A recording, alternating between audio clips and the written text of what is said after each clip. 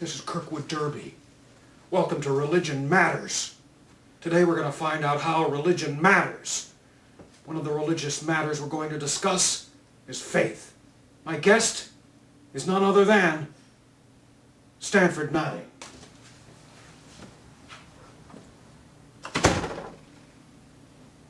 Hi, Kirkwood, thanks. Oh yeah, this is comfy. Thank you, hi. Mr. Stanford Nutting, you're a teacher at a local university, right? Well, I'm an adjunct. I'm an adjunct at the Community College Continuing Education Division. What do you teach? Fundamentals of faith. What are the fundamentals of faith? Well, 3 things. Number 1, tolerance. Number 2, hugs. And number 3, whatever. What church is this? Whatever. Church of the whatever? Yeah, that's right, whatever.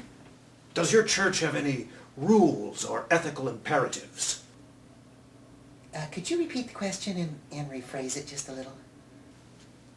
Does your church have anything like the 10 Commandments set in stone? No, our commandments are not written in stone. They're written in jello. The kind of jello that hasn't set yet, that's still kind of, flowy and liquidy. That's the way we've written our commandments at our church. Why is that? Well, human nature is changing. It's always flowing. It's flowing and adapting. And we try to match the flow. We try to get with the flow. That's the main reason. And I like jello. How does that fit into the typical role of religion? What about the fact that religion typically teaches us how to behave? It tells us what we should and should not do. There's that word again, should, huh? Let me tell you a little story. Let me tell you a little something. When I was in seminary back in the 70s, we learned to shudder at should. Ought is not a good word. Oughties are naughties, you see. Thou shalt not, say thou shalt not. Thou shalt not? Say thou shalt not? That's right, that's our only commandment. Thou shalt not, say thou shalt not. But surely, Stanford, when you say thou shalt not, say thou shalt not, you are saying thou shalt not. Well, that's why we write them in jello, because it gives us a little wiggle room, see? But doesn't this attitude that we should just be ourselves, that we have nothing to aim for, nothing to aspire to, doesn't this flatten human nature? I mean, after all, how can we live without anything to shoot for?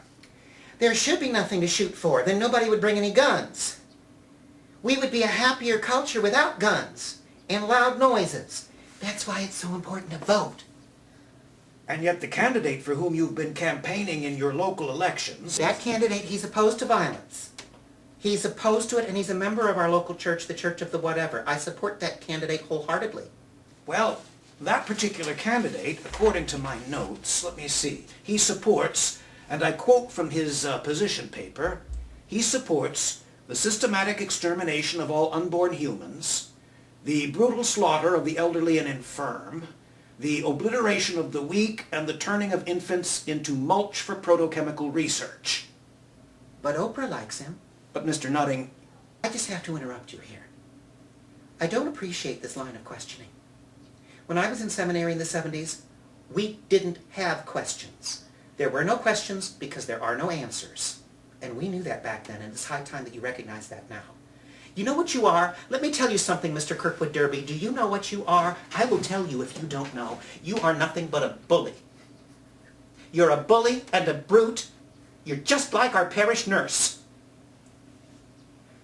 Well, we seem to have touched on a nerve. Maybe there's a story there. I tell you what, we'll talk to Stanford Nutting more next week. So join us on our next installment of Religion Matters. I'm Kirkwood Derby.